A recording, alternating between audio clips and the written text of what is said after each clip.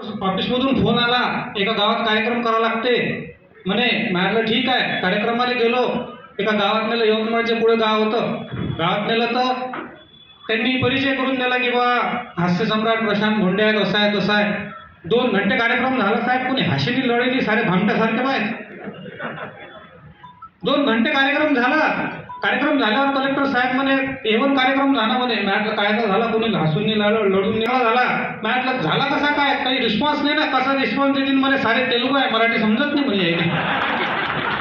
म्हटलं हा कसा, हा सरकारी कार्यक्रम आहे म्हणे.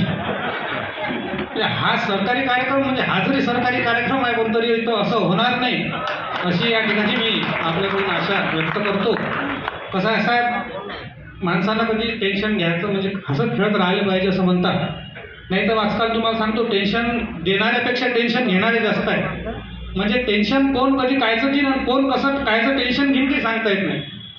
आपण पहा, तुम्हाला टेन्शन देतो म्हटलं तर टेन्शन देणं फार सोपं आहे सर.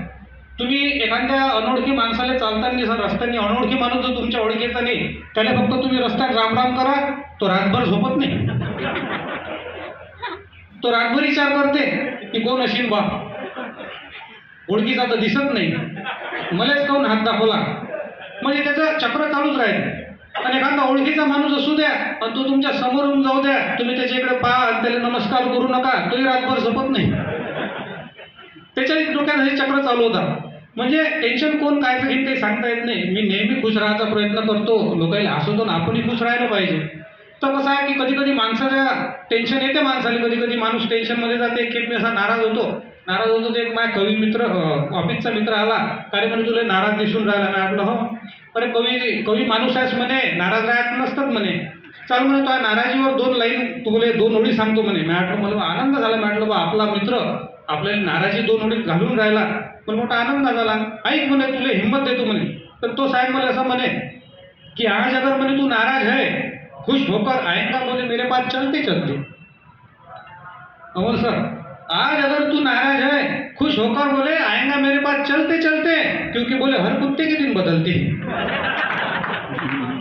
म्हटलं तू हिंमत देऊन राहिला की अपमान करून राहिला. खुश होतो साहेब, लय खुश होते. बायको माहेरी गेलती पण जराशी खुशी वाटते माणसाले. तर तोच मित्र डबल घरी आला. म्हटलं हो बा असं असं आहे. अरे काय म्हणे, या खुशीच्या मोक्यावर 2 ओळी ॲक्शन नाहीस का म्हणे. म्हटलं आता काय म्हणते काय नाही. म्हटलं सांग बा. तो मला असं म्हणे की आज बोले अगर तू खुश है, कल आएगा मेरे पास रोते रोते. आज अगर तू खुश है, कल आएगा मेरे पास रोते रोते. आणि आज घे म्हणे मजा करून, उद्या तोही बायको येते. म्हटलं